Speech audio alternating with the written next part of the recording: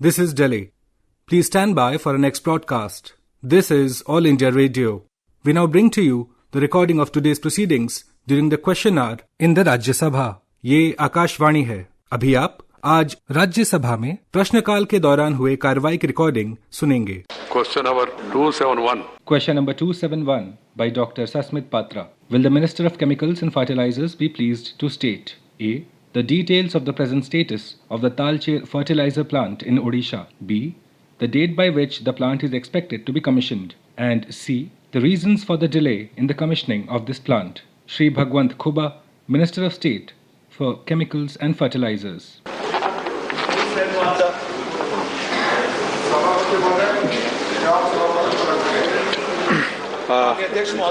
माननीय मंत्री जी, first supplementary doctor Sasmit Patra ji. माननीय मंत्री जी ने जो उत्तर दिया है ये उड़ीसा के संदर्भ में है और वहां के तालचेर फर्टिलाइजर प्लांट के बारे में है. मान्यवर, इसमें उत्तर में माननीय मंत्री जी ने बताया है कि ये प्लांट अभी और 12 महीने तक उसका जो कमिश्निंग है वो डिले हुआ है. वो इसलिए हुआ है कि कोविड की महामारी की वजह से.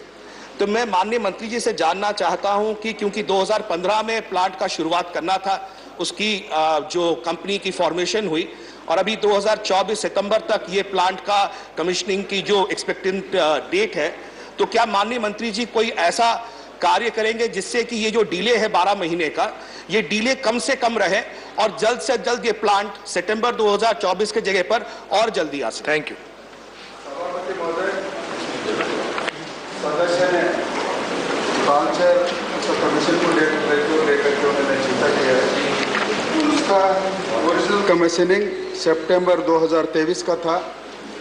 2 साल से लगातार कोरोना महामारी के कारण उसको 1 साल का हमने समय बढ़ा दिया है. अभी सितंबर 2024 को उसका कमीशनिंग डेट है. अध्यक्ष महोदय. Thank you. दूसरा सप्लीमेंट्री. अध्यक्ष महोदय, मेरा दूसरा सवाल यह है क्योंकि उड़ीसा एक कृषि प्रधान राज्य है और वहां पर किसानों को फर्टिलाइजर की बहुत आवश्यकता पड़ती है, तो मेरा ये निवेदन है और सवाल भी है माननीय मंत्री जी से कि जब ये फर्टिलाइजर प्लांट तालचेर में उड़ीसा में कार्यरत हो जाएगा, उसके बाद क्या उड़ीसा के किसानों के लिए विशेषकर कोई ऐसी सुविधा रहेगी इस प्लांट के होने से जिससे कि वो जो फर्टिलाइजर की अवेलेबिलिटी हो या उसकी प्राइसिंग में अगर हो तो किसी तरह का ऐसा सोचा जा रहा है केंद्र सरकार के द्वारा. धन्यवाद.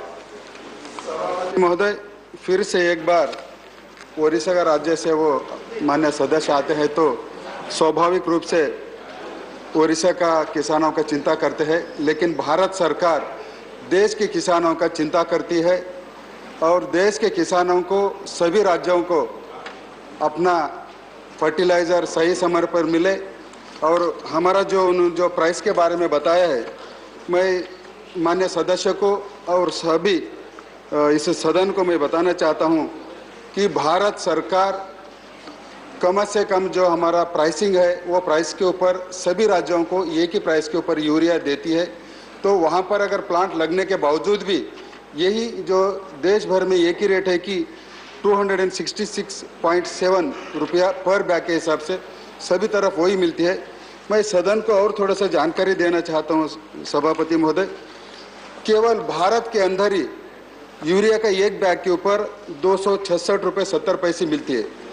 पड़ोसी देश के अंदर करीब पाकिस्तान के अंदर 800 रुपये को एक बैग मिलती है और इंडोनेशिया के अंदर करीब 600 रुपये में मिलती है. चाइना के अंदर 2100 रुपया में एक बैग मिलती है. बांग्लादेश में करीब 719 रुपये में मिलते हैं अध्यक्ष सभापति महोदय. और यूएसए के अंदर 3060 रुपये एक बैग को यूरिया मिलते हैं और ब्राजील के अंदर 3600 रुपये मिलती है. तो मान्य सदस्य जो चिंता जताए, इसके भारत सरकार पूर्ण किसानों के हित के लिए जो प्राइसिंग रखना है वो रख रहा है. धन्यवाद महोदय. धन्यवाद. माननीय शक्ति सिंह गोहिल जी.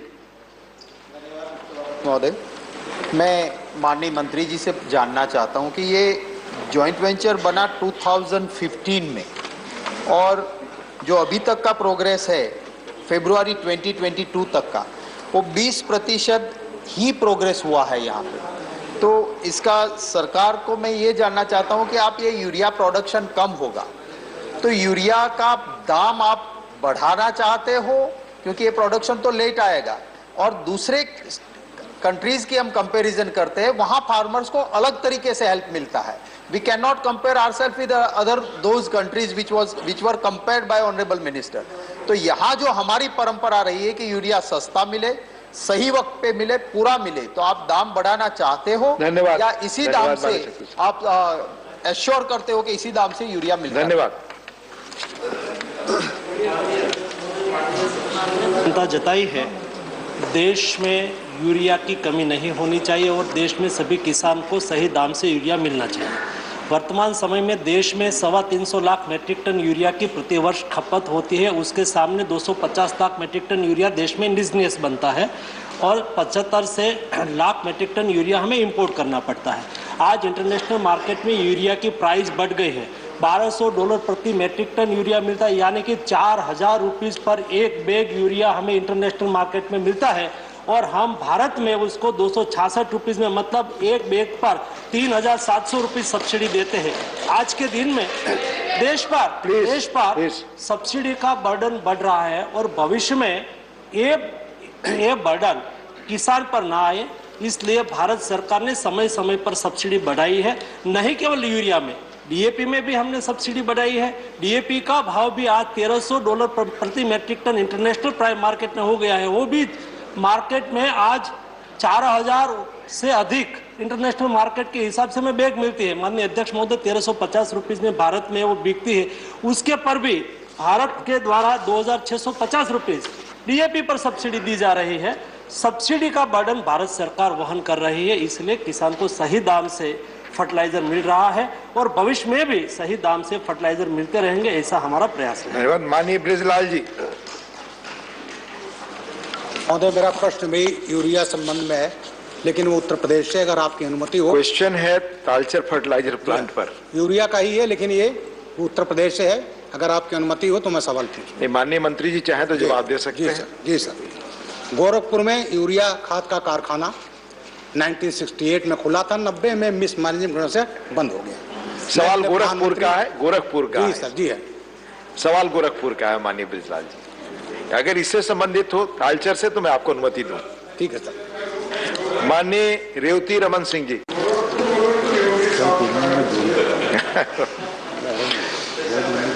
माननीय मंत्री जी, जब फर्स्ट सप्लीमेंट्री. मानवर जी ने जवाब दिया है. मानवर फेज 1 ने question 272. Question number 272 by Shri Revati Raman Singh. Will the Minister of Health and Family Welfare be pleased to state A. The total number of AIIMS which are functional in the country at present. B. The status of AIIMS Gorakhpur and Raebareli Uttar Pradesh in comparison to AIIMS New Delhi. C. The extent of reduction in the number of patients registered in AIIMS New Delhi due to the functioning of newly set up AIIMS in other cities of the country. And D. The details thereof. माननीय, हाँ, पहला सवाल. मानवर, मेरा सवाल ये है कि first phase में 6 एम्स खोले गए थे, जिसमें दिल्ली का भी एम्स था. मानवर, लेकिन आप अगर देखें कि उसके बाद 10 एम्स और खोले गए, लेकिन मानवर उन एम्स में आज तक ठीक से इलाज की व्यवस्था नहीं हो पा रही है, जिसके वजह से ज़्यादा लोग दिल्ली एम्स में आते हैं अपना इलाज कराने. और उनको मानवर, क्या मंत्री जी बताएंगे कि 1-1 साल का उनको टाइम मिलता है, इलाज कराने का डेट मिलता है. धन्यवाद. Dr. Bharti Praveen Pawar, Minister of State for Health and Family Welfare. आदरणीय सभापति महोदय, मैं आपके माध्यम से पहली बात तो मैं धन्यवाद देना चाहूँगी आदरणीय सदस्य को, क्योंकि हमारे देश में पहली बार ऐसा हुआ है कि जब एक एम्स बना उसके बाद उसकी ऐसी एक मिसाल खड़ी हुई कि सभी ने चाहा कि सबके लिए एम्स बनना है, और आदरणीय प्रधानमंत्री जी ने इसी बात को गौर से देखा भी, और आज हमारे 22 नए एम्स बनने जा रहे हैं. ये बड़े ही गर्व की बात है. लेकिन जैसे माननीय सदस्य ने कहा कि हमारे जो एम्स दिल्ली के बाद बने हैं। मैं ज़रूर कहना चाहूँगी कि एम्स बनने में 22 एम्स जो खड़े रहे हैं उसमें से 6 एम्स है जो फुल्ली फंक्शनल है, जिसमें कि इमरजेंसी है, ट्रॉमा केयर है, ब्लड बैंक की सुविधा है, आईसीयू है, डायग्नोस्टिक है, पैथोलॉजी, लेकिन फिर भी आपने कहा कि वेटिंग पीरियड है।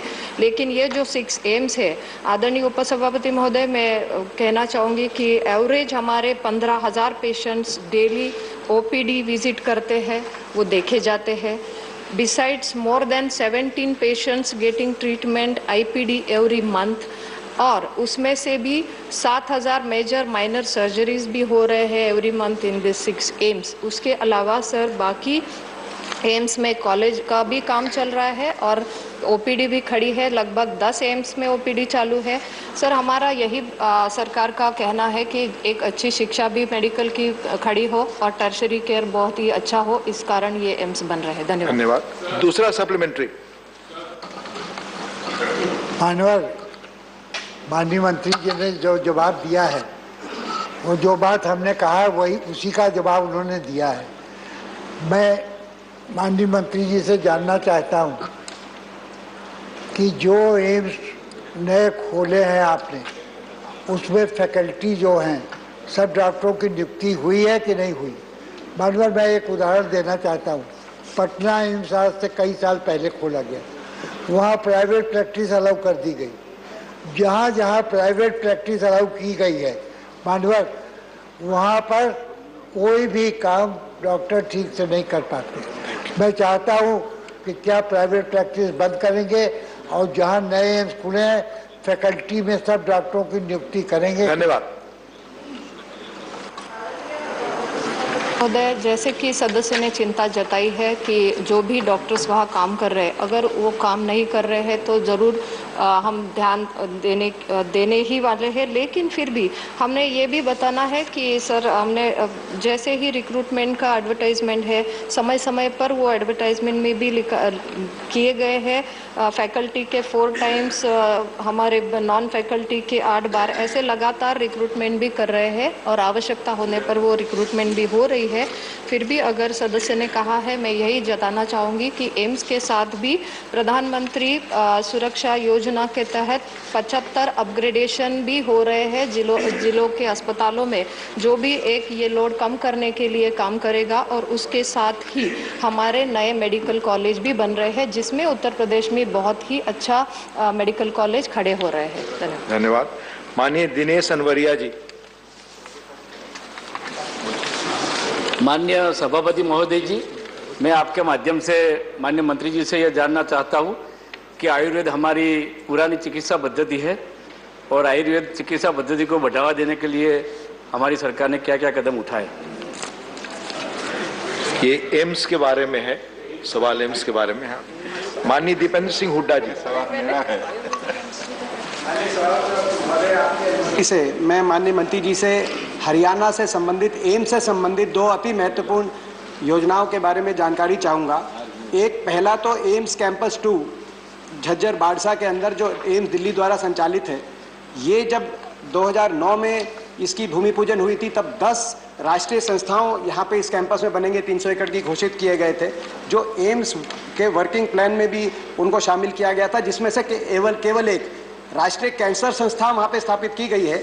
लेकिन जो बाकी जो national cardiovascular centre, national centre of child health, transplantation centre इत्यादि, ये अभी तक वहाँ पे इन पे कोई कार्रवाई नहीं की गई है, तो मैं इसके बारे में जानना चाहूंगा। और दूसरा, मनेठी के अंदर एक ही सवाल, हरियाणा का ही प्रोजेक्ट है, मनेठी के अंदर जो भारतीय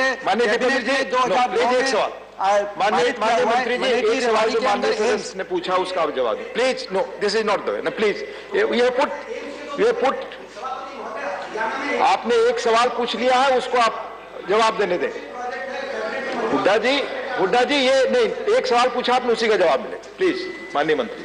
आदरणीय उपसभापति महोदय, मैं सदस्य की जो कैंसर इंस्टीट्यूट के बारे में पूछा तो ज़रूर कहूँगी कि एक अच्छा झज्जर में कैंसर इंस्टीट्यूट खड़ा हुआ है जिसकी लगातार पेशेंट के माध्यम से अच्छी ट्रीटमेंट के लिए उसका उपयोग भी हो रहा है।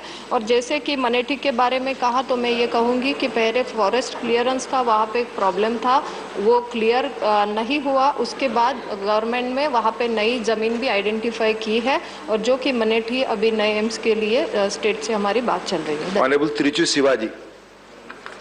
Shivaji, question.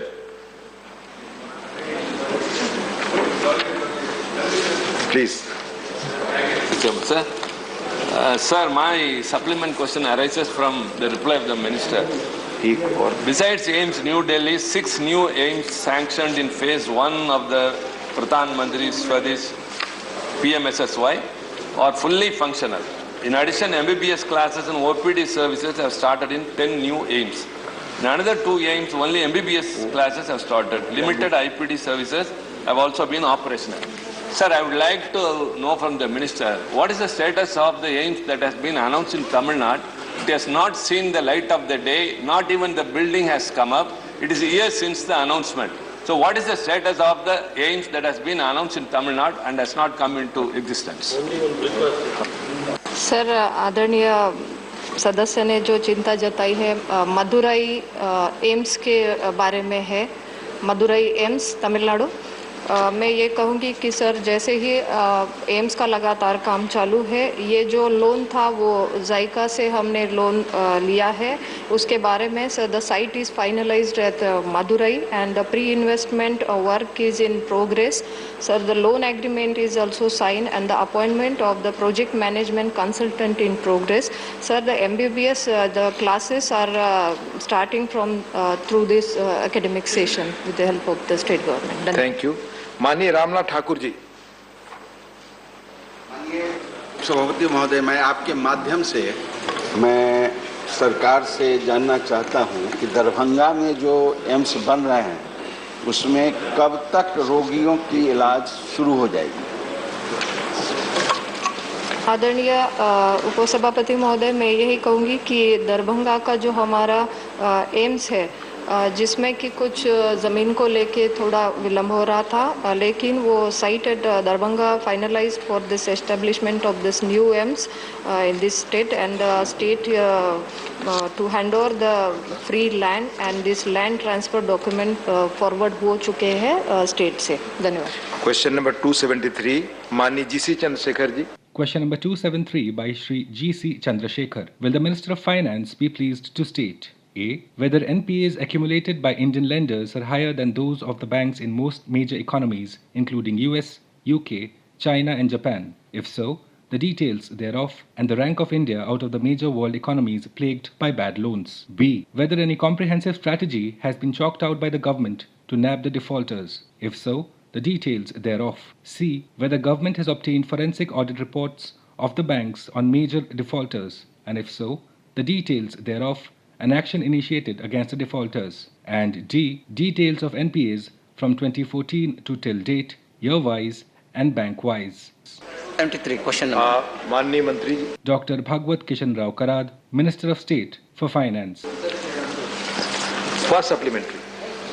Sir, my question is, Please. my question is, what is the status of the bad bank?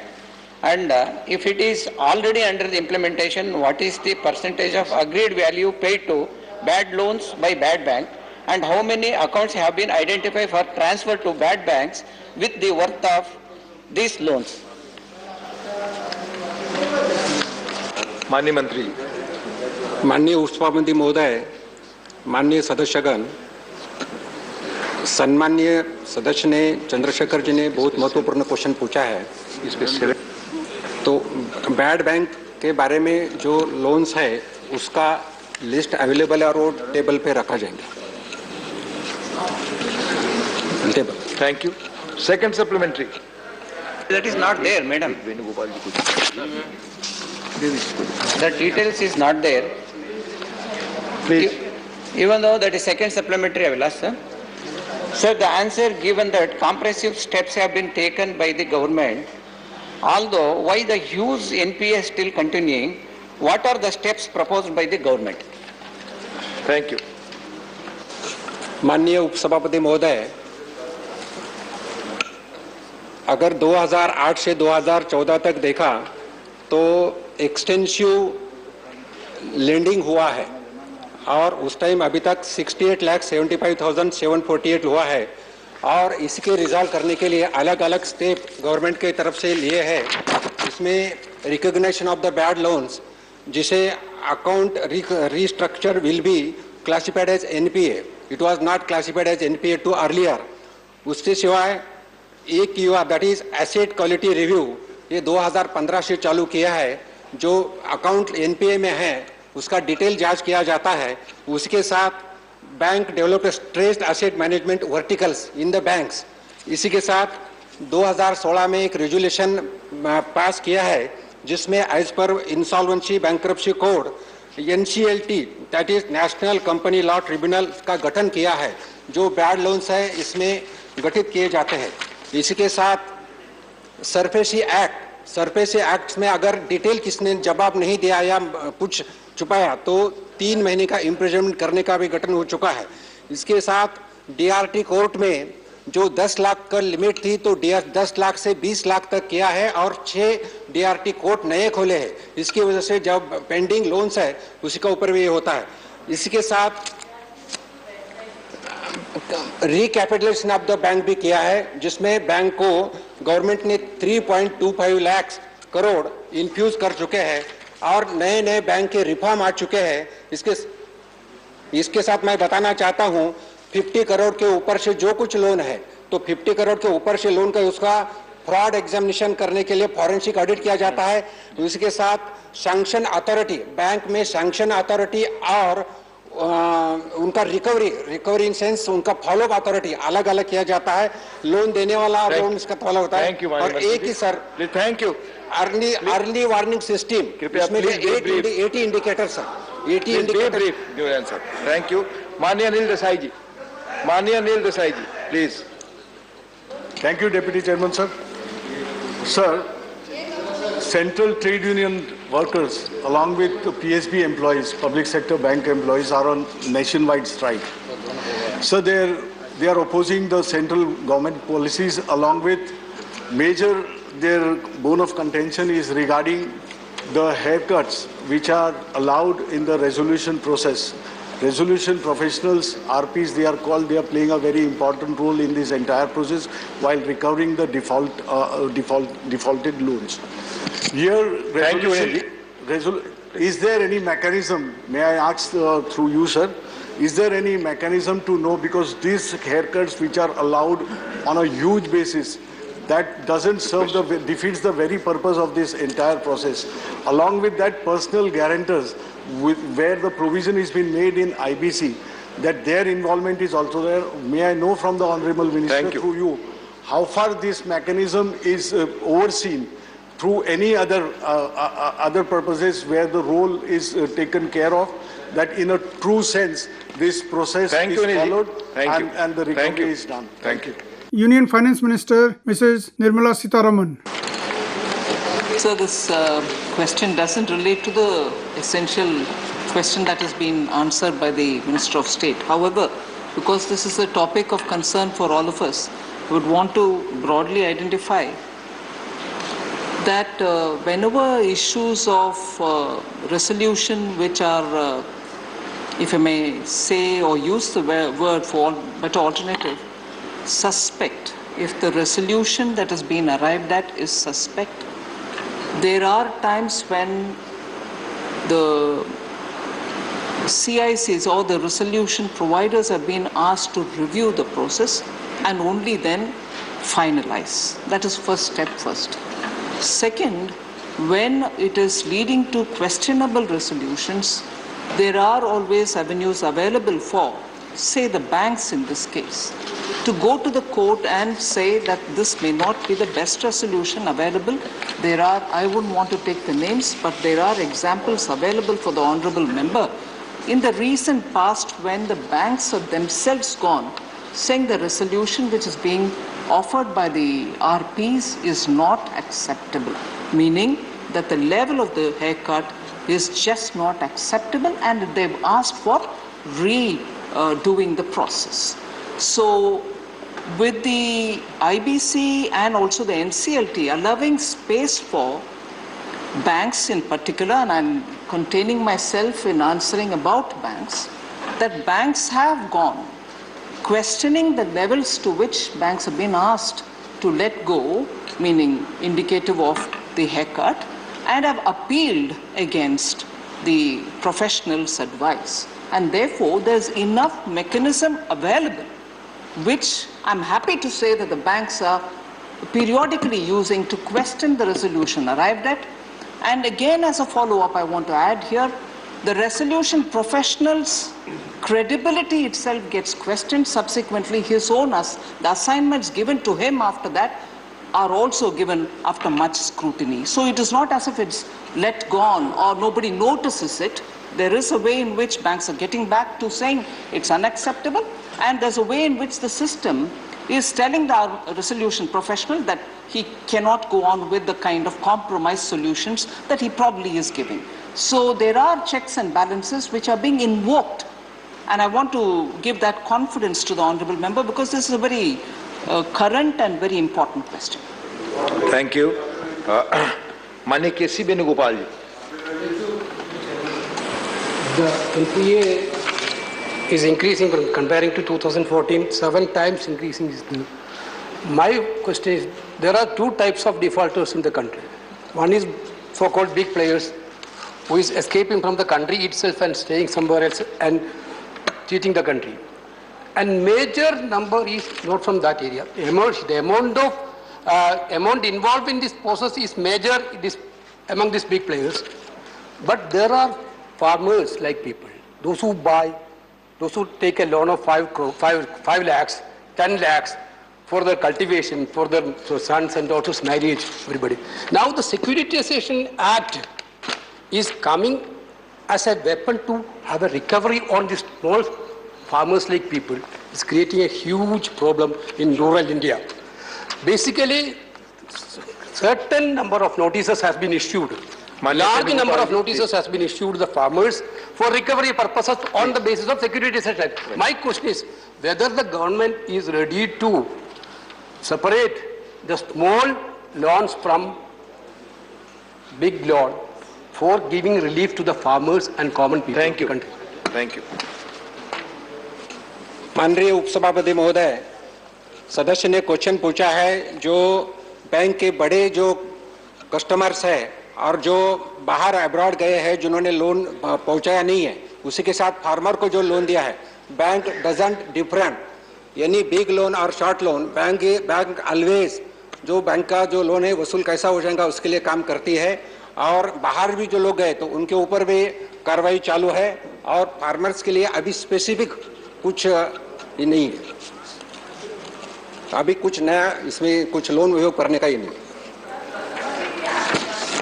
धन्यवाद। माननीय सैयद जफर इस्लाम जी। Thank you, sir. It's not a hidden fact, sir. What was the state of economy and the state of banks in 2014 and what we had inherited in terms of the NPAs and how the government of India has really tackled it. All compliment to the government for tackling it. Please. Away from that, I just want to ask one question because the Honorable Minister has also... Please put your questions. That bankruptcy code was introduced as legislation. How much we had written down, how much we have been able to write back in the bank balance sheet is some number which whether the Honorable Minister through you we can ask. And secondly, what are the... Only one question, Jafar Islam ji, please. Please.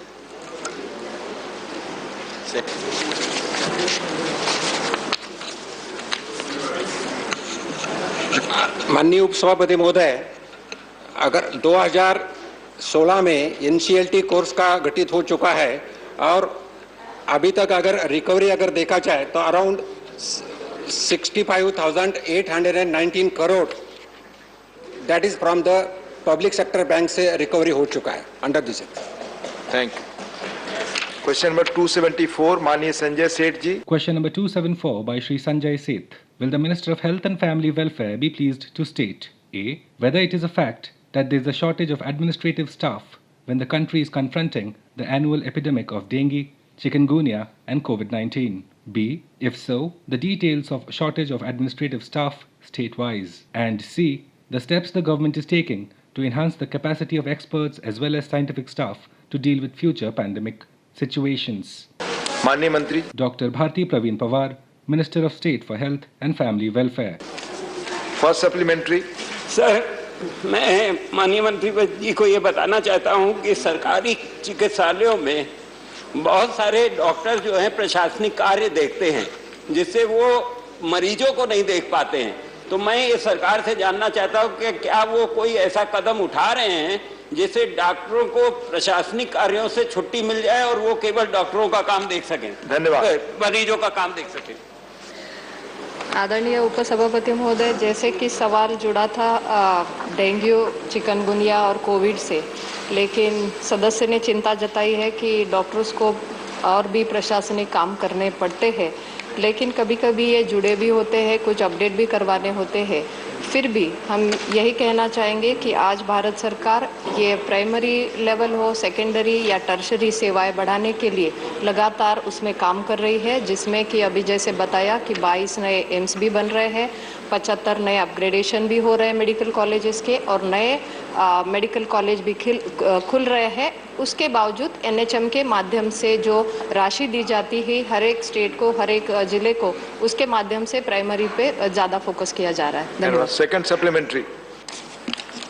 Sir, एक मांग बहुत दिनों से लंबित है कि UPSC के माध्यम से जैसे IAS और IPS की सेवाएं की जाती हैं, उसी तरीके से भारतीय चिकित्सा सेवा को भी बनाने का मांग चल रही है। तो क्या सरकार इसके ऊपर कोई कदम उठा रही है या कोई योजना है इसके ऊपर? आदरणीय सदस्य ने जो चिंता जताई है तो ये एक प्रशासनिक विषय है, मैं ज़रूर आपसे उस बारे में अवगत कराऊंगी। धन्यवाद। धन्यवाद। N Kanimozhi ji. Is there any specific centers for this to handle the outbreak of diseases like the fevers like chikungunya, dengue and flu? Are there any specific vaccination programs in the country for these specific diseases? Since it's seasonal, are there any prevention programs for all over the city, sir? Thank you. Honorable Deputy Chairman, sir, through you, I would like to submit that surveillance of the disease surveillance is carried out through the 13 identified sentinel surveillance hospitals that is linked with 17 Apex referral laboratories with advanced diagnostic facilities, and another steps like case management through ELISA-based IgM test kits which provide through every states through NIV.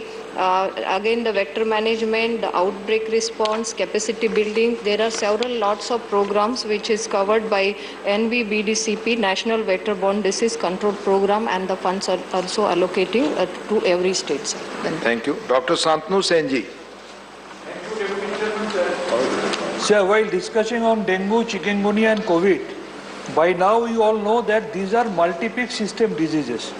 The cause, the prevalence and the handling modality of these diseases are not same in all the states.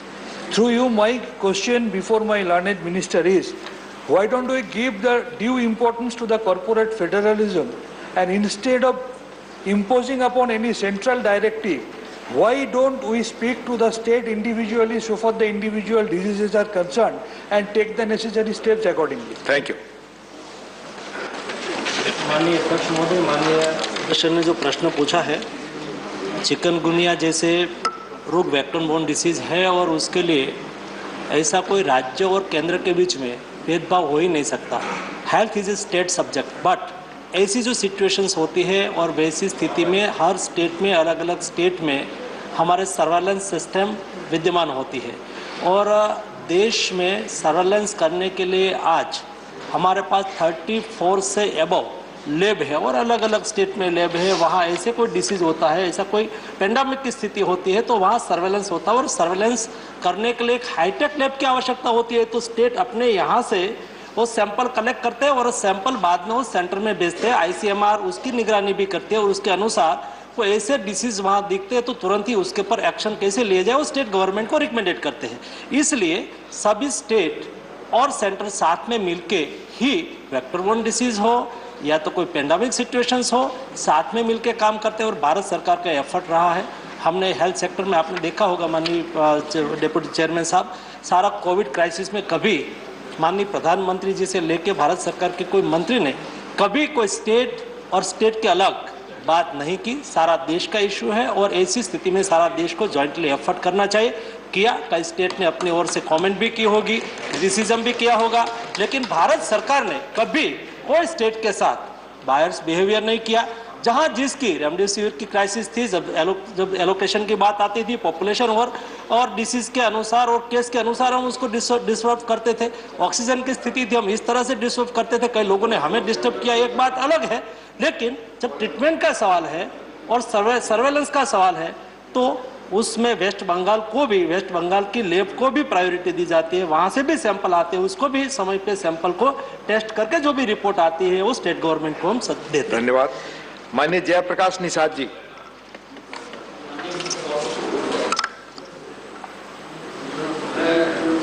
एक गंभीर disease के बारे में माननीय मंत्री जी से जानना चाहता हूं।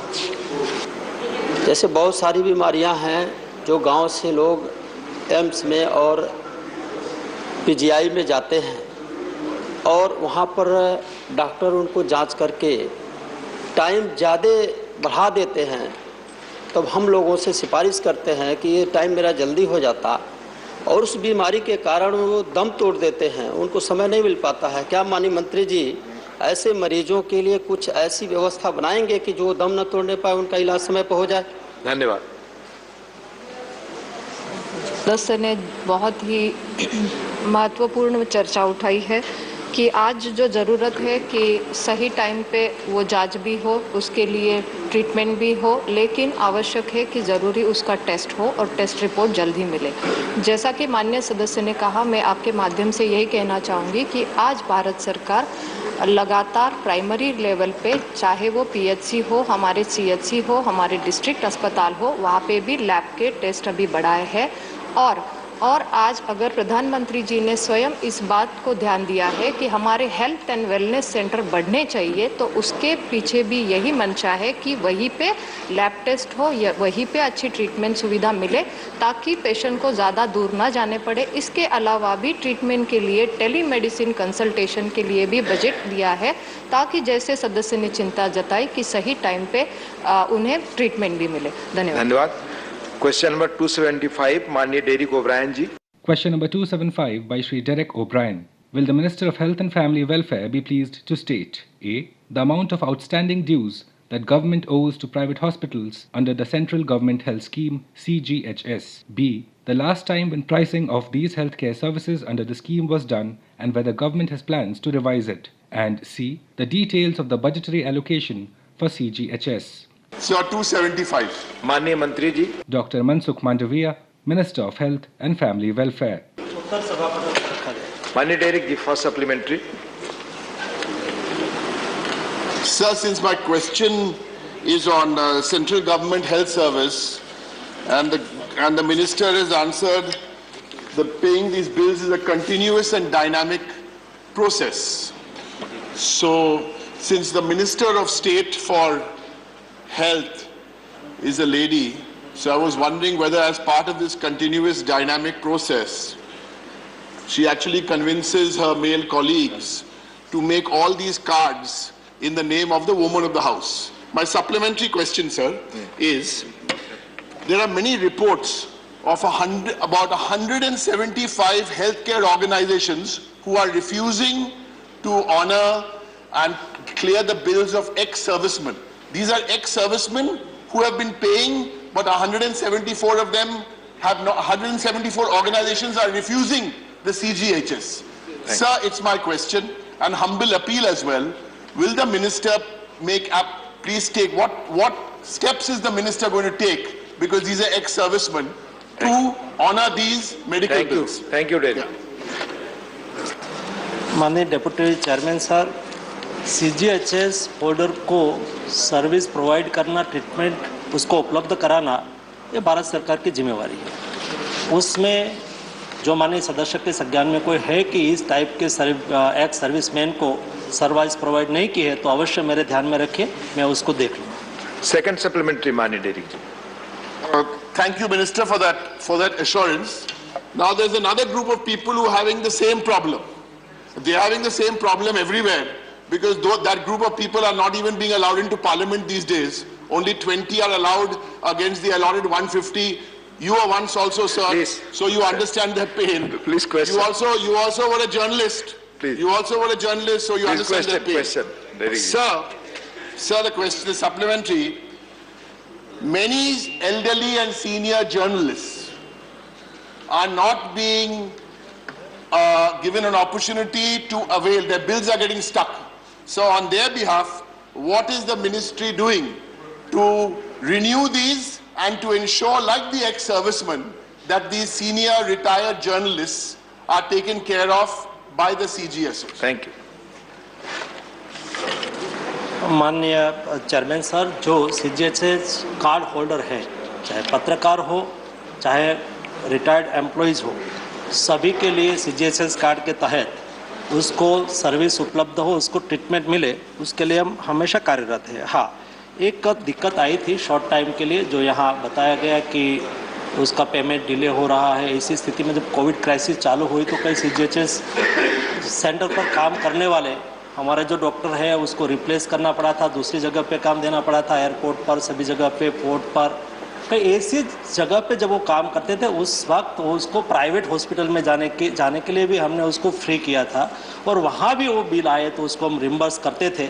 ऐसा करके उसका क्लेम जल्द से जल्द निपटा जाए, उसके लिए हमने हर संभव कोशिश की है और भविष्य में CGHS कार्ड के होल्डर को और टाइप की ट्रीटमेंट अच्छी तरह से मिले, सुविधा अच्छी तरह से मिले, इसलिए हम सेंटर भी बढ़ा रहे हैं। पहले 75 केवल 25 सिटी में ही था वो, तो CGHS सेंटर आज बढ़ के वो 81 सिटी में हो चुका है और हर 2 महीने में हम बेड के पैकेज में क्या बढ़ोतरी करनी है, कौन से पैकेज डालना है, क्योंकि समय समय के साथ ट्रीटमेंट बदलती रहती है, प्रोटोकॉल बदलता रहता है, नई मेडिसिन भी आती रहती है। तो ऐसी स्थिति में पेशेंट को अच्छी ट्रीटमेंट मिले उसके लिए भी हम परमानेंट उसमें अमेंडमेंट करते रहते हैं, जिसका लाभ CGHS लाभार्थी को होता है। धन्यवाद। माननीय Anand Sharma ji.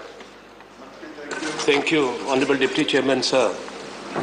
Through you, I want to draw the attention of the Honorable Health Minister and this House to the continuous decline in the healthcare that is provided to CGHS card holders, even in national capital and in other major cities across the country, because most of the major hospitals have withdrawn from the CGHS panel. Not even one single hospital in national capital of Delhi, if you go by the list, Honorable Deputy Chairman, is on the list of empaneled hospitals. And if you look at the list, nobody knows about the location, nobody has heard of those hospitals. Why the private hospitals, sir, when they are given land and they are given license, whether in Delhi or elsewhere, though it's a state subject, there are certain conditions that are attached, that they will have to accept even a particular percentage of people from the weaker sections, which is not happening. But CGHS card holders not being accepted by major hospitals, this is a serious matter. Will the Honorable Minister assure the House that it should be mandatory? How can the private hospitals make profit and not accept the CGHS card? Thank you, Anand. माननीय सदस्य ने जो प्रश्न उठाया है, विषय है कि जो CGHS कार्ड होल्डर है उसको बेस्ट ट्रीटमेंट मिलनी चाहिए। बड़ी हॉस्पिटल और पैनल हॉस्पिटल कभी कभी उसको ट्रीटमेंट नहीं करती है या तो उसको छोड़ देती है। माननीय अध्यक्ष महोदय, हम कोई चीज़ से, कोई विषय से भागने वाले लोग नहीं है। प्रधानमंत्री जी ने ये एफर्ट किया है कि नहीं केवल CGHS होल्डर, लेकिन गरीब से गरीब लोगों को बेस्ट हेल्थ ट्रीटमेंट मिलनी चाहिए, हेल्थ सुविधा मिलनी चाहिए, इसलिए हमारी प्रतिबद्धता है। जैसे यहाँ प्रश्न उपस्थित किया गया है कि जो पैनल हॉस्पिटल है, बड़ी हॉस्पिटल है, बात मैं उसको इग्नोर नहीं करूँगा। मैं ये कहूँगा कि ये हमारे संज्ञान में भी आया, लेकिन ऐसा संज्ञान में आने के बाद हमने उसको, ये विषय को छोड़ा नहीं। क्या दिक्कत है, क्यों नहीं ले रहे हैं, पैकेज में क्या चेंज करने की आवश्यकता है, बड़ी हॉस्पिटल उसको क्यों इग्नोर कर रहा है, और उसके बारे में हमने डिटेल अध्ययन भी किया। जो भी हमें ग्रीवेंस में इश्यू कहते हैं उसको हम देखते हैं, उसके पर हम अभ्यास करते हैं और पैनल हॉस्पिटल के साथ मैंने 2 बार विशेष कंसल्टेशन किया कि क्यों भाई ऐसा स्थिति हुई है। तो उसमें से जो हमें सुझाव मिला है, सुझाव को लेके हम उसको दुरुस्त कर रहे हैं और बेस्ट से बेस्ट ट्रीटमेंट मिले उसके लिए हम हमारी प्रतिबद्धता को दोहराते हैं। धन्यवाद। माननीय honourable M Shanmugam ji.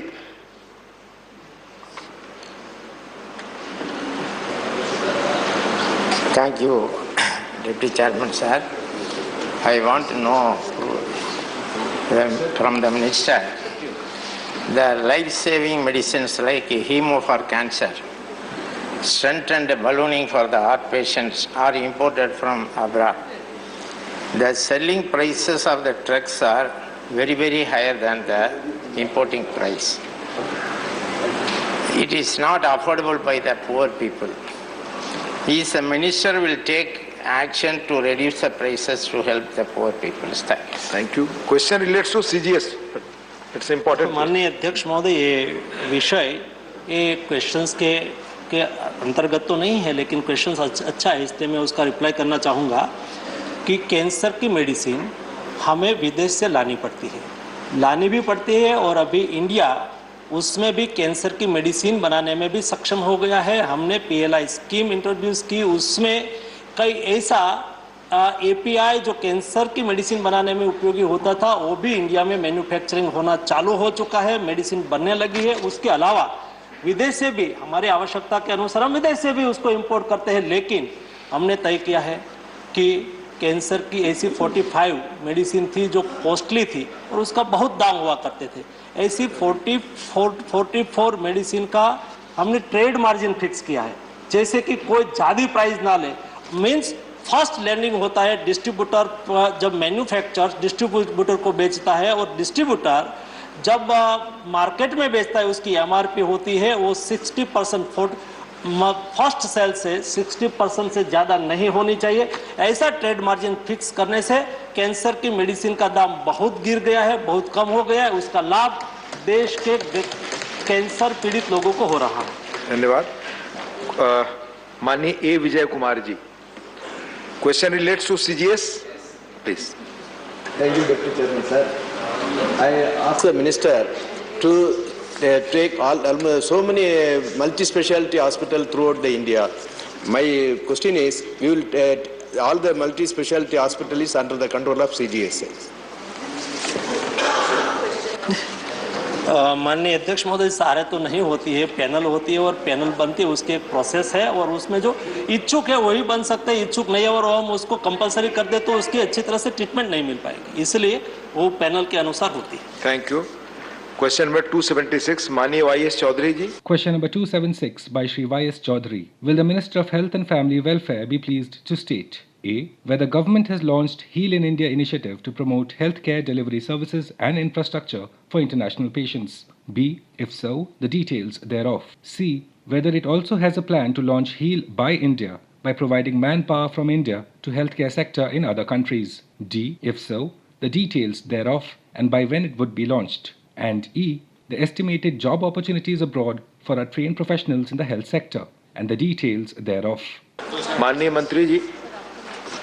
276. Dr. Mansukh Mandaviya, Minister of Health and Family Welfare. उत्तर सभापति का रखा जाए। First supplementary. Thank you, Honorable Deputy Chairman, sir. Health tourism holds immense potential for our country.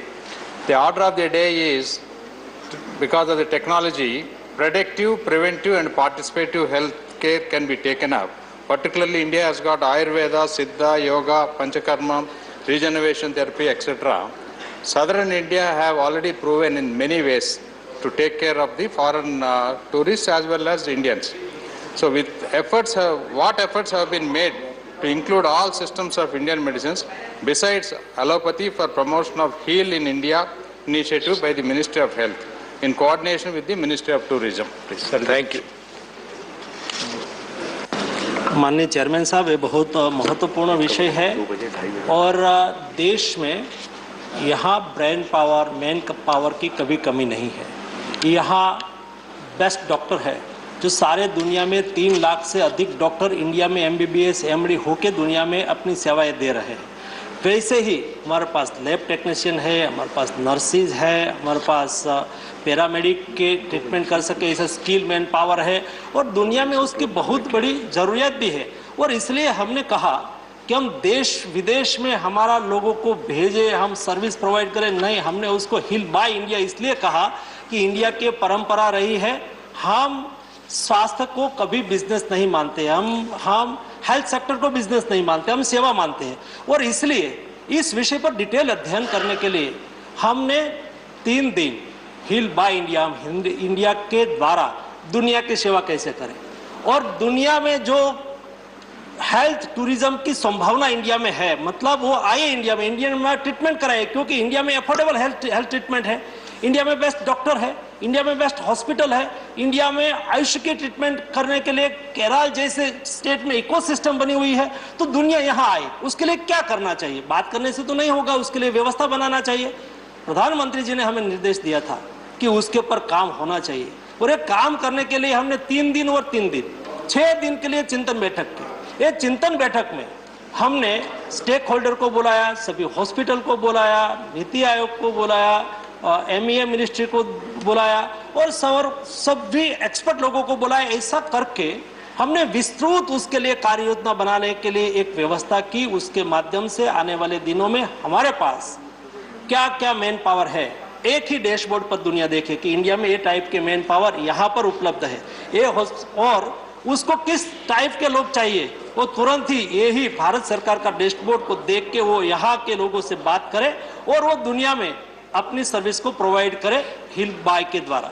वैसे ही इंडिया में हेल्थ ट्रीटमेंट के लिए यहाँ आए, सारी दुनिया को आना है। मैं एक यहाँ से दुबई इस टाइप का एक एक्सपो था, वहाँ मैं गया था, तो इस सेमिनार में यहाँ इंडियन डायस्पोरा दुनिया में इतना है और वो लोग चाहते हैं कि हम इंडिया में आके ट्रीटमेंट कराना चाहते हैं। इंडिया की बेस्ट हॉस्पिटल, इंडिया में हॉस्पिटल में मिलने वाली ट्रीटमेंट, ये सब स्केटर्ड है। उन्होंने कहा कि भारत सरकार की ओर से एफर्ट हो और एफर्ट के माध्यम से एक ही डैशबोर्ड पर भारत में ग्रेडेशन करके ABCD ग्रेड के हॉस्पिटल, उसकी प्राइस फिक्स हो और उसके पैकेज फिक्स हो, उस तहत दुनिया से वो यहाँ एक ही डैशबोर्ड पर कौन सी हॉस्पिटल में कौन सी ट्रीटमेंट, कौन सा पैकेज है तय करके इंडिया में आए, इंडिया में ट्रीटमेंट करे, स्वस्थ होकर दुनिया में जाए। इस दिशा में भारत सरकार ने काम शुरू किया है, उसका आने वाले दिनों में बहुत फायदा होना। Second supplementary Chaudhary. Thank you, Deputy Chairman, sir.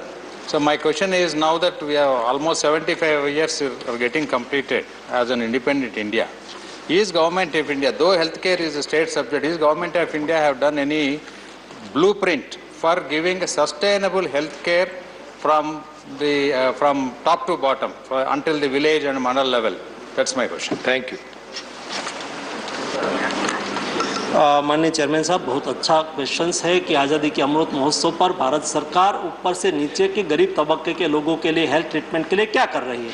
मैं शॉर्ट में रिप्लाई करना चाहूँगा। देश के गरीब से गरीब तबके के लोगों को हेल्थ ट्रीटमेंट उपलब्ध हो, इसलिए प्रधानमंत्री जी ने देश में Ayushman Bharat health and wellness centre के माध्यम से 1,50,000 हेल्थ एंड वेलनेस सेंटर, यानी कि 5-6 हज़ार लोग के पॉपुलेशन के लिए एक हेल्थ एंड वेलनेस सेंटर बनाने के लिए तय किया। उसमें से 1,02,000 हेल्थ एंड वेलनेस सेंटर आज के दिन में फंक्शनल हो चुके हैं। ये हेल्थ एंड वेलनेस सेंटर पर योगा की भी व्यवस्था होती है, 13 टाइप के टेस्ट भी होते हैं। वहाँ हम टेली कंसल्टेशन चालू करने जा रहे हैं। वहाँ सर्वाइकल कैंसर का डायग्नोसिस हो सकता है, वहाँ ओरल कैंसर का डायग्नोसिस हो सकता है, वहाँ ब्रेस्ट कैंसर का डायग्नोसिस हो सकता है। इस टाइप का डायग्नोसिस हो जाए और वहाँ से टेली कंसल्टेशन के माध्यम से डिस्ट्रिक्ट को हब मान के health and wellness centre spoke बने और कोई ऐसे पेशेंट हो तो ये पेशेंट को तुरंत ही हेल्थ एंड वेलनेस सेंटर पर बैठा हुआ MBBS डॉक्टर हो या आयुष डॉक्टर हो, वो तुरंत ही स्पोक के साथ एक्सपर्ट डॉक्टर के साथ बातचीत करे और गरीब तबके के, गांव के, पिछड़े वर्ग के तबके के लोगों को भी डायरेक्ट एक एम्स लेवल के हॉस्पिटल के साथ कंसल्टेशन संजीवनी प्लेटफॉर्म के माध्यम से, टेली मेडिसिन के माध्यम से हो जाए, इस टाइप की व्यवस्था हम कर रहे हैं। धन्यवाद। सुष्मिता देव जी। सुष्मिता जी। Thank you, sir. So this is a very ambitious plan. And I am not opposing this initiative of the Government of India, but the reality is that in the health sector, our own citizens are struggling for affordable health care and access to health care. So you have had many consultations, Honorable Minister has said, in a country where we believe in federalism and in the constitution, health is a state subject. मुझे दुख है कि इस consultation में किसी भी प्रदेश को बुलाया नहीं गया। उन्होंने पूरा लिस्ट दिया सर, MEA, नीति आयोग, ये वो, पर without the state machinery this is nothing but a jumla, I think. Question. My question is, how many states have you consulted and when do you plan to consult them with this plan? Yes. Sushmita ji, जुमला करना हमारा काम नहीं है, काम करना हमारा मकसद है और हम काम करते हैं। और कोई स्टेट हम जब यहाँ से कंसल्टेशन करें और कोई स्टेट ना जुड़े तो हमारी जिम्मेवारी नहीं है, वो स्टेट की जिम्मेवारी बन जाती है। हर टाइप के कोई भी डिसीजन हम करते हैं तो टाइम टू टाइम सभी स्टेट के साथ कोई भी सरकार हो, नहीं केवल आवर गवर्नमेंट, कोई भी सेंट्रल गवर्नमेंट जब कोई निर्णय करती है तो स्टेट गवर्नमेंट के साथ स्वाभाविक तौर पर कंसल्टेशन करती है। हम भी कोई भी योजना लाते हैं, आयुष्मान भारत की योजना हो, हेल्थ एंड वेलनेस सेंटर शुरू करने की योजना हो, जन औषधि केंद्र चालू करने की योजना। सुष्मिता जी, मैं तो आपको रिक्वेस्ट करूंगा कि मेरी मिनिस्ट्री की ओर से आपके यहाँ जन औषधि केंद्र ज़्यादा से ज़्यादा चालू करिए, गरीब लोगों को किफ़ायती और सस्ते दर में दवा मिलेगी, उसमें हमें किसी के प्रति कोई बायस नहीं है। माननीय चेयरमैन साहब, हम सभी स्टेट के साथ, क्योंकि भारत की कल्पना ही विदाउट स्टेट नहीं हो सकती है, और सभी स्टेट के साथ कंसल्टेशन करके ही हम डिसीजन लेते हैं। धन्यवाद। डॉक्टर DP वत्स जी। माननीय सभापति जी, इसी क्वेश्चन के संदर्भ में भारत के 6 मेडिकल कॉलेजेस को एक अमेरिकन सर्वे के मुताबिक टॉप 100 में गिना गया है, जिनमें से एम्स FMC पुणे और जिपमर पौंडीचेरी फर्स्ट 50 में है। मेरा मंत्री जी से ये क्वेश्चन है कि ये है तो मैटर ऑफ प्राइड कि जिसमें चाइना का एक है, जापान का एक है, सिंगापुर का एक है। सवाल ये है कि बाकी मेडिकल कॉलेजेस को भी इंटरनेशनल रिकॉग्निशन दिलाने के लिए सरकार क्या कदम उठा रही है? क्वेश्चन है हील इन इंडिया, और मंत्री जी जवाब देना। चेयरमैन सर, एक समय था कि दुनिया जब रैंकिंग देती थी तब हम मानते थे कि हमारी रैंकिंग है, और ये दुनिया ने कहा कि इंडिया में बेस्ट है, ये कंट्री में बेस्ट है, तभी वो बेस्ट माना जाता था। समय बदल गया है। जिस तरह से इंडिया ने कोविड मैनेजमेंट किया और वैक्सीनेशन किया, तो तब से इंडिया का रिकग्नाइजेशन दुनिया मानती है। हम जो रैंकिंग देते हैं दुनिया रैंकिंग मानती है। अभी पहले ऐसा ही था कि ये दुनिया की एजेंसी ने न्यूयॉर्क में ये सर्वे किया और उसमें ये आया है, और हम यहाँ उसका एग्जाम्पल देके बात करते थे। आज हमारी ICMR सर्वे निकालती है, दुनिया उसको देखती है और हेल्थ मिनिस्टर को कॉल करती है कि आपने ऐसा कैसे किया। ये समय बदला हुआ है, ये सशक्त भारत की निशानी है। देश बदल भी रहा है और मोदी जी के नेतृत्व में आगे भी बढ़ रहा है। धन्यवाद। माननीय राकेश सिन्हा जी। माननीय राकेश सिन्हा। सभापति महोदय, मैं माननीय मंत्री जी से जानना चाहता हूं, जिस तरह से नेशनल हाईवे का डेवलपमेंट हो रहा है उसके कारण ट्रैफिक बढ़ रही है, तो मैंने एक पत्र लिखा था मंत्री जी को, मंत्री जी ने उसका सकारात्मक जवाब ही दिया था। उसी संदर्भ मेरा एक प्रश्न है कि बरौनी बेगूसराय एक औद्योगिक नगरी है जिसमें लाखों श्रमिक काम करते हैं, बहुत ट्रैफिक है, एक्सीडेंट्स की घटनाएं घटती हैं, वहाँ ट्रॉमा सेंटर बनाने के बारे में मंत्री जी क्या आश्वासन देंगे? एक माननीय चेयरमैन साहब, जब रोड और हाईवे की गति, अच्छा हाईवे होता है तो गति भी बढ़ती है, और गति भी बढ़ती है तो एक्सीडेंट भी बढ़ता है, और एक्सीडेंट हो तो उसको तुरंत ही ट्रीटमेंट मिले वो आवश्यक होती है। कई स्टेट ने अपने ओर से नीति बनाई है, पॉलिसी बनाई है कि इतने किलोमीटर में इतनी व्यवस्था होनी चाहिए, इतना ट्रॉमा सेंटर होना चाहिए। स्टेट अपनी ओर से कर रहा है, और नेशनल हाईवे ने भी एक अच्छी व्यवस्था की हर 52 किलोमीटर। बिकॉज प्रीवियस टाइम में मैं हाईवे मिनिस्टर भी था, तो मुझे पता है कि 55 किलोमीटर में एक टोल प्लाजा होता है नेशनल हाईवे पर। तो टोल प्लाजा होता है, वहाँ पर भी एम्बुलेंस की व्यवस्था होती है, और एम्बुलेंस से तुरंत ही कॉल आने से पेशेंट को नियरेस्ट डिस्पेंसरी तक पहुँचाते हैं। इस टाइप की व्यवस्था वर्तमान समय में विद्यमान है। धन्यवाद। क्वेश्चन नंबर 277, माननीय श्री राम सकल जी। Question number 277. Will the Minister of Finance be pleased to state A. whether government is preparing any roadmap to give a momentum to the economy, and B. if so, the details thereof. माननीय मंत्री जी। Shri Pankaj Chaudhary, Minister of State for Finance. पहला supplementary माननीय राम सकल। माननीय मंत्री जी से मैं जानना चाहूँगा कि भारत सरकार ने अर्थव्यवस्था को सुधारने के लिए जो रोड मैप तैयार किया है, अर्थव्यवस्था पर महामारी के प्रभाव से निपटने में रोड मैप कैसे मदद करेगा? माननीय उपसभापति महोदय, सदस्य ने बहुत ही महत्वपूर्ण प्रश्न किया है। मैं सदस्य को कि माननीय प्रधानमंत्री जी के नेतृत्व में हमारी सरकार का रोड मैप है सबका साथ, सबका विकास, सबका प्रयास और सबका विश्वास। इस विकास को आत्मनिर्भरता के माध्यम से प्राप्त करना है। भारतीय अर्थव्यवस्था में तमाम सुधारों में आत्मसात करके हमारी महामारी का डट कर मुकाबला किया है। यहाँ मैं भारतीय जनता का संघर्ष क्षमता को नमस्कार करूंगा, जिन्होंने हमारे प्रधानमंत्री जी के एक आह्वान पर कंधे से कंधा मिलाकर देश का साथ दिया। जहाँ तक सरकार का प्रश्न है, सरकार ने महामारी का सर्वोत्तम प्रबंधन किया और देश को बचा लिया। प्रधानमंत्री गरीब कल्याण अन्न योजना और सभी को भोजन सुनिश्चित किया। देश में किसी को भी कहीं न कहीं भूखे सोने नहीं दिया। आत्मनिर्भर भारत योजना के तहत 3 किस्तों और उसके बाद गति शक्ति के सहारे पूंजीगत खर्च को जबरदस्त तरीके से बढ़ाया जाया सुनिश्चित करेगा। मैं आपूर्ति से बढ़ोतरी, आप देख रहे हैं कि निर्यात। माननीय मंत्री जी, उसको आप लिखा हुआ है, आप जवाब दे चुके हो, ले चुका है, ब्रीफली बोलिए इस पर। निश्चित तौर से माननीय सदस्य ने जो पूछा है कि महामारी में क्या प्रभाव से निपटने का प्रयास किया गया, ये तमाम तरीके का प्रयास भारत सरकार कर रही है जिससे कि देश उभर रहा है। धन्यवाद। Second supplementary. जो रोड मैप तैयार किया गया है अर्थव्यवस्था रोजगार को क्या सुनिश्चित करेगा देने का? माननीय सभापति महोदय, रोड मैप में जो रोजगार का सृजन का सवाल है, भारत सरकार 2014 से समावेशी विकास पर ध्यान केंद्रित कर रही है। जैसा कि सबका साथ सबका विकास का वही प्रतिबद्धता हम फिर दोहराते हैं। रोजगार के सृजन के साथ रोजगार क्षमता में सुधार की प्राथमिकता है।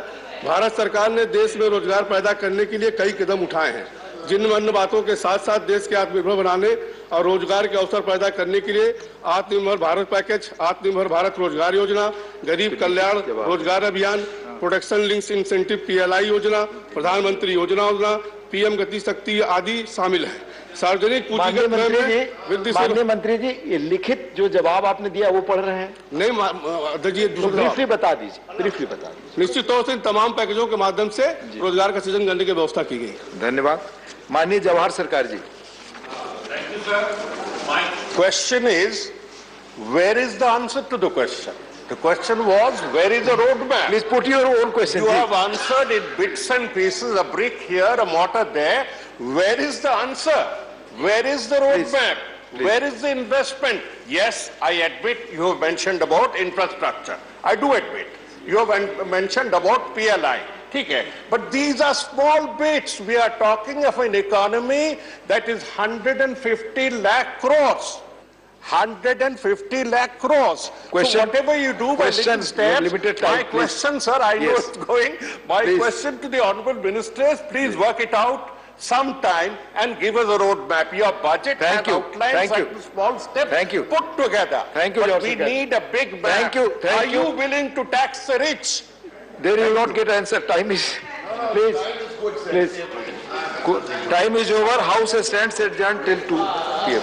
अभी आप आज राज्यसभा में प्रश्नकाल के दौरान हुए कार्यवाही की रिकॉर्डिंग सुन रहे थे। You were listening to the recording of today's proceedings during the question hour in the Rajya Sabha. This broadcast came to you from the Delhi station of All India Radio.